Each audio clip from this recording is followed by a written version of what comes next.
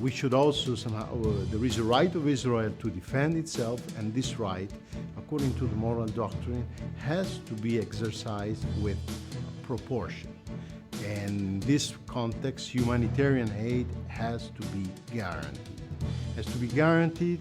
And also somehow the civilians who are there in Gaza have to be safeguarded, protected, and they should not enter into this terrible logic, which is the logic of war, which is always a defeat.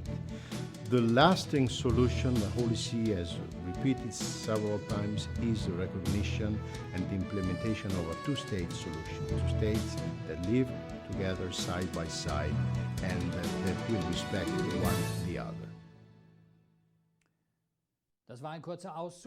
That was a short excerpt from the Holy See's statement on the current war situation in Gaza by Archbishop Ettore Balestrero, permanent representative of the Holy See to the UN in Geneva. We will be speaking to him again in a moment, still on the subject of the 54th UN Human Rights Council sessions, at which the Holy See spoke out quite forcefully. The Nuncio made interventions, statements on more than 10 topics before the UN Forum, and he personally presented them during the sessions. In connection with his statements at the UN in Geneva, we are now talking to the Nuncio about an initiative of the Vatican, the Pope, against cyberbullying, and about the rights of indigenous peoples, which are so often violated, and most recently about religiously motivated violence. Witnessing the love of the Lord, now here in the EWTN TV UN blog. Good day.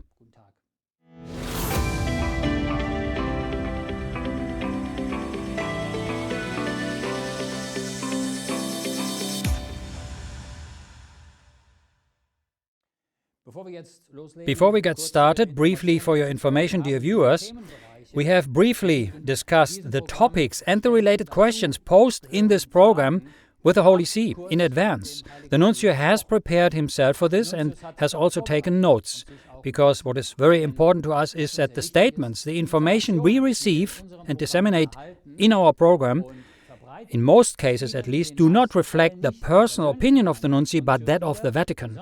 In other words, quite officially. And now, as always, at this point, we are connected to the representation of the Holy See in Geneva and speak with the Apostolic Nuncio, His Excellency Archbishop Ettore Balestrero. Greetings, Excellency. Greetings to you, greetings to everybody. Happy to be back with you, and thanks for the patience in listening to me. You participated and spoke in the panel discussion on cyberbullying against children. Apart from bullying in general and bullying of older people, this is a very important issue in today's digital world. According to a recent statistic, girls are 3 times more likely to be bullied online than boys, according to the Center for Disease Control in USA. And young adults who experience cyberbullying are twice as likely to self-harm and commit suicidal acts, according to the journal Medical Internet Research. And 1 in 4 students who experience bullying resort to self-harm to cope with it, according to the youth charity Ditch the Label. Parents should not take cyberbullying lightly, underestimating it, and be extra vigilant about what their children are up to and how they represent themselves, especially online. Your Excellency, in your statement during the panel discussion at the UN in Geneva, you reaffirmed the fundamental role of parents in protecting children. Pope Francis responded to this scourge by establishing, 2018, the International Observatory for the Prevention of Cyberbullying. Is this particular initiative recognized and supported by states at the UN in Geneva? I would say we are in the process of having it recognized and supported. It was presented, this observatory, during an event with representatives of 30 states, representatives of universities, of web international societies. So it is known, but I wanted to spread the news And this is also why I think it is important to be in Geneva and to have the possibility of spread these news.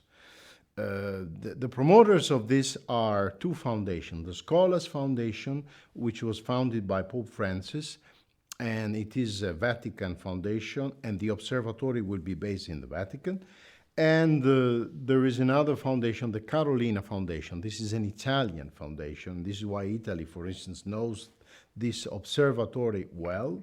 This foundation is committed to the protection of minors on the web in memory of the first victim of cyberbullying in Italy, who has become a symbol for all young people. So what this foundation wants to do is to collect information from all over the world, to generate concrete proposals, and to promote public, I would say, policies to prevent this phenomenon. There is an increasing interest, a certain amount of support, but I think it is not enough, and we have to continue to work in this direction. A tip for parents to reduce or even prevent the danger to the children from cyberbullying: don't take away your child's iPhone, take away the charger. Yes, I read this tip the other day on X on the internet. So the next topic, rights of the indigenous peoples. Your Excellency, at one of the sessions of the 54th UN Human Rights Council, you made a statement to the Special Rapporteur on the rights of indigenous peoples. Under certain circumstances, these rights are violated and can significantly harm indigenous people and especially their chances of survival, especially what the UN calls green finance.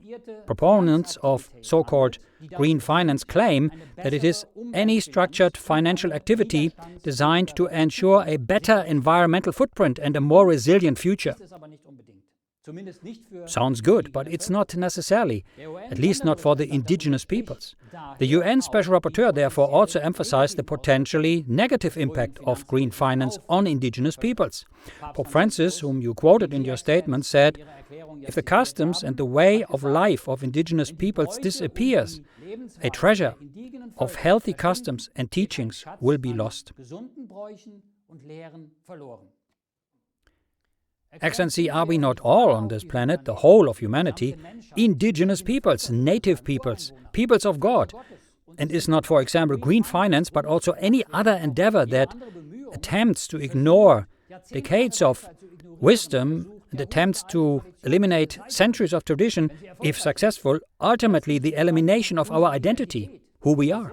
Yes, this is a real issue. We are all, in this sense, in what you say, we are all indigenous people, and we all need traditions. This is why the Pope always says that all persons are important. We need to listen to them. We need to, through them, to be connected to and with our roots. A country with no roots is a country with no future, and a person with no roots is a person without real solidity. So we should not reinvent the wheel. We must not presume that we do not need the wisdom of those who preceded us.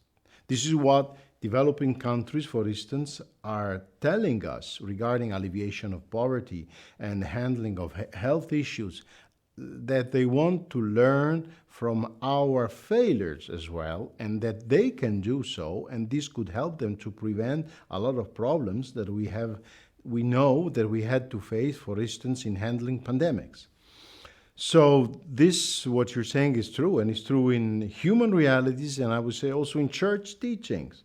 In church matters even more. We have to avoid the mistakes and not to think that everything new is always correct, everything new is always right. We have to build on our tradition. We have to build on our foundation, on the deposit of our faith. And it is just on that deposit that the house we build will be a strong, solid house which will stay and which will be able to shelter all those who are in needs and to shelter each of us with all our needs. I won't go into details here, dear viewers, but green finance has Do your own research, also to do with the 60 billion financial gap that exists in Germany. As I said, if you are interested, then you will recognize the connections. Topic: religiously motivated violence. Your Excellency, in October at the 54th UN Human Rights Council, you also spoke about, and I quote, drivers, causes, and human rights implications of religious hatred that incites discrimination, hostility, or violence. End of this short and sweet title of the UN session. Religious freedom. In your statement, you quoted Pope Francis again. We should not overlook the fact that violence and discriminatory acts against Christians are also on the rise in countries where they are not a minority. End of quote from Pope Francis. He said that in his address to the members of the diplomatic corps accredited to the Holy See in January this year. If we look at Europe, we are indeed seeing an increase in discrimination, intolerance, hatred and violence against Christians, even in countries where they are the majority, such as Germany. I recently read the following sentence on social media: if your God calls you to violence, find another God. Excellency, were you able to identify specific causes or present solutions in the fight against religiously motivated violence at the UN meeting?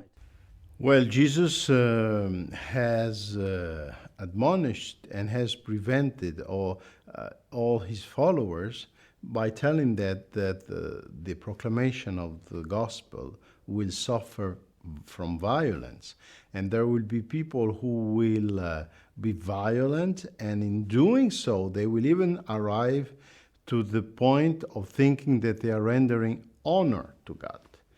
But the issue of violence is extremely multifaceted, in the sense that there are many forms of violence against religions.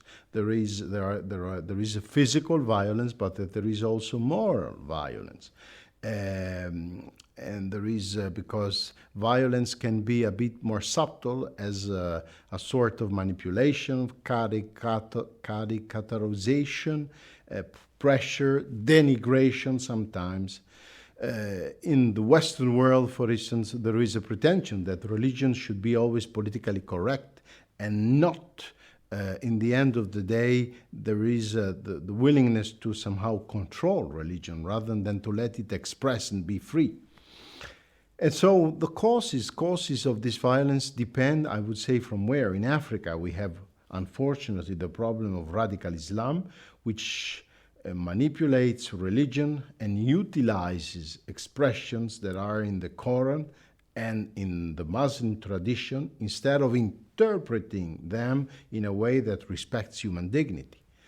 In Africa, we have ethnic divisions, lack of education, thirst for money and power. All these expressions generate, unfortunately, violence. In Latin America and in some developing countries, we have repressive and, I would say, not in Latin America, but generally, but authoritarian regimes, and somewhere in some developing and poor countries, even repressive regimes. And then they use this violence as a sort of blackmail or to generate fear, and to go against all the prophetic voices in their countries, which may put in danger, which might endanger the power. Then when we go back to the Western world, we see that there is this tendency to manipulate religion, to sometimes there is a sort of state-centered approach, or there is a culture, extremely widespread culture, which is a relativistic culture, which goes and which becomes against and which becomes intolerant to all those who do not endorse fully this relativistic culture. So this is the so-called dictature of relativism, which we suffer sometimes in many Western countries, and against which we are called to go in a respectful way, in a loving manner, but also with a clear idea and with a strong determination to be witness of the gospel, to be witness everywhere of the love of the Lord. Die Liebe des Herrn bezeugen. Yeah, witnessing the love of the Lord. Not always an easy task, but Jesus did not promise us that it would be easy, but that he would stand by us. At the end of last month, Pope Francis said this before his Angelus prayer, and I quote him, "Dear brothers and sisters, when we think of the love of God that always precedes us, we can ask ourselves, am I grateful to the Lord who loves me first? Do I meet him every day to let him transform me? And then, do I try to reflect his love? Do I therefore try to love my brothers and sisters, especially the weakest, those who do wrong, those who hurt me? With God's help, am I removing the opaque layer of selfishness, resentment, rigidity, attachment to things? Of all that prevents me from clearly reflecting the Father's love?" Thank you for watching. God bless.